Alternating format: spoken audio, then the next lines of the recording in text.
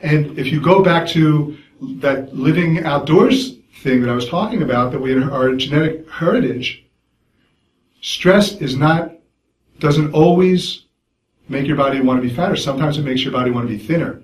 Let's take a totally different living environment, because thousands of years ago, our ancestors populated the whole world. And there's lots of different living environments. There's deserts, there's oases, there's tropical paradises, there's Arctic wastelands. We inhabited all of them. And part of the reason why we're able to do that is because our bodies could gauge the right amount of fat that we should have for any living environment. So if you take another living environment, like a tropical paradise that's warm, imagine you're living in a tropical paradise. Now, if you're living in a tropical paradise, first of all, it's warm all the time, so you don't need fat as insulation. So you're not having that stress. So you're not activating the fat programs because of that. And there's food everywhere. Anytime you're hungry, there's a banana, there's a mango, there's nuts, there's a game, fish, chicken, birds, all kinds of things you can always eat. You never, ever, ever have to miss a meal, ever. So that stress is gone. So your fat programs are not on. And your body's not saying we don't need extra fat. Your body's not saying we need extra fats. It doesn't need extra fat. And it doesn't have to conserve. So if you're living in that environment, you don't need fat. Let's take it a step further, though. Let's imagine in that living environment that not only is there an abundance of healthy, nutritious food and water and warmth, let's imagine that there's wild predators roaming the jungle. Well, this is what we lived with, right? And if you were not fast, I mean really fast, you're dead, right? And you don't have to be faster than the tiger. You just have to be faster than the guy running next to you. Right? But you have to be fast. And this is the environment we grew up. So in that instance, when a tiger's chasing you, and you have to move for 10 seconds, 20 seconds, 30 seconds, a minute, faster than the guy next to you or whatever, you got to move, that's a stress. But it's a very, very different stress than the Arctic wasteland stress of not having enough food and being cold. It causes different chemistry in the body. That chemistry activates the get thin programs. It activates what I call the get thin or get eaten programs. If your body gets the message that either you get thin or you're dead, believe me, you're not hungry anymore. Your body knows how to lose weight. It does. It's that simple. Your body knows how to lose weight. I've lived through this. When your body wants to be thin, your metabolism speeds up. You're just not hungry. And if you are hungry, it's for really healthy foods. And you have lots of energy. If your body thinks you need to get thin or get eaten, you will lose weight.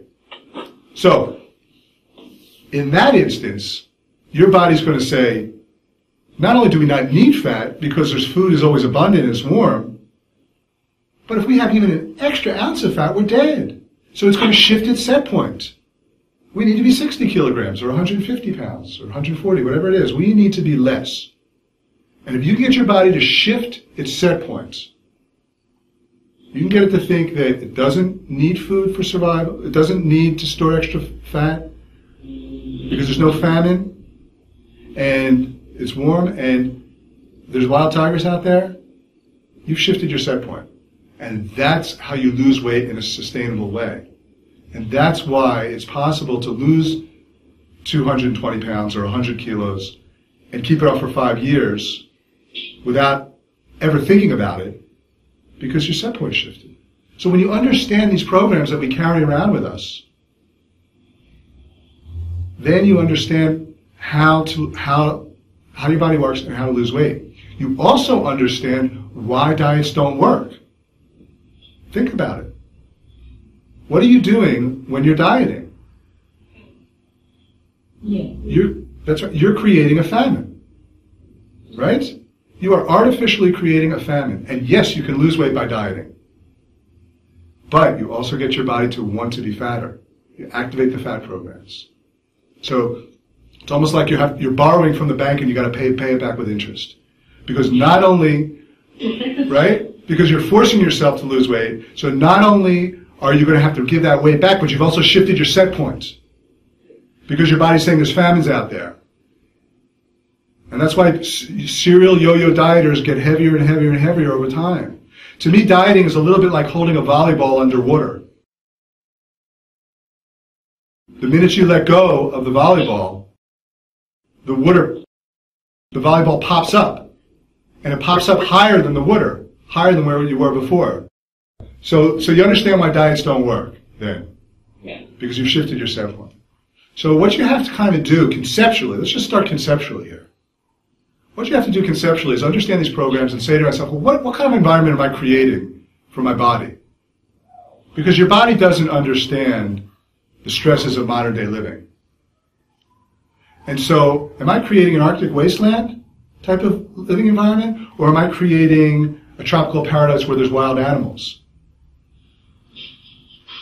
And what's interesting is, and this is something that's always baffled the scientists that study this, is why is it that stress, the same stress, can make one person morbidly obese and another person anorexic?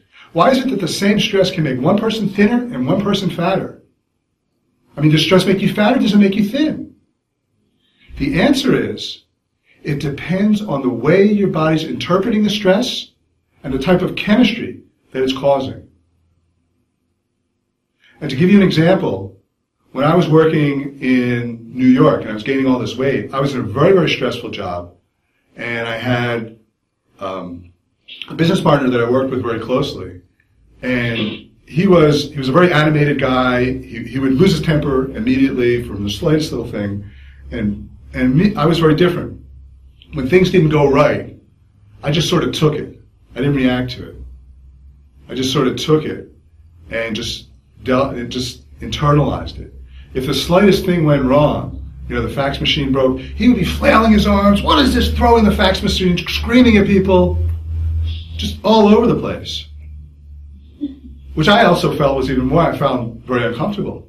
But if you look at it, we were having the same stresses of running a business and the fax machine breaking. They're the same stresses. But I'm just sitting there taking it. He's flailing his arms. And the whole time I was gaining weight for 11 years, he was losing weight. He just kept getting thinner and thinner.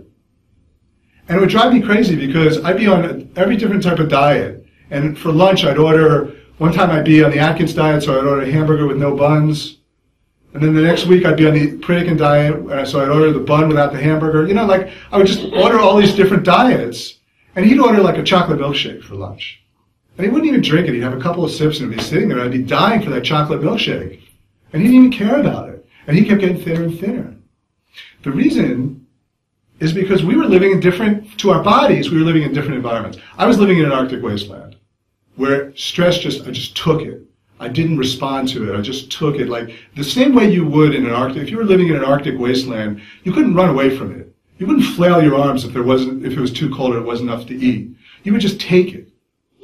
Day after day after day after day after day. And that's a type of stress that causes a specific type of chemistry. He, on the other hand, was living in the African savannah with wild animals chasing him every 30 seconds. Because every time the fax machine worked, he'd flail his arms and be all over the place. And his body got the message that he needed to be thin because there were predators out there. Mine, that I was in an Arctic wasteland. So the same stress will make one person fat and another person thin. So you have to ask yourself, what are the stresses that I'm experiencing? And how is my body interpreting those stresses? Is it interpreting it in a way that somehow fat's making you feel safer? Or in a way that's making you feel like fat is something you gotta run away? You need as little fat as possible. And so in the book, have you guys all read the book? Yeah. In the book, I talk about all the different ways that your body, all the different types of stresses that your body might interpret as a famine and what to do about it. And over the next couple of sessions, we'll kind of delve into each one and what to do about it. But for now, you just want to ask yourself, what are the stresses in my life, whether they're physical, mental, or emotional? And how's my body interpreting them? Does my body feel safer being fat, or does it's being tricked into thinking that I need the weight in order to survive, or is it being tricked into thinking that I need the weight in order to be thinner? In reality, you don't need the weight one way or the other, but your body's going to activate one program or the other.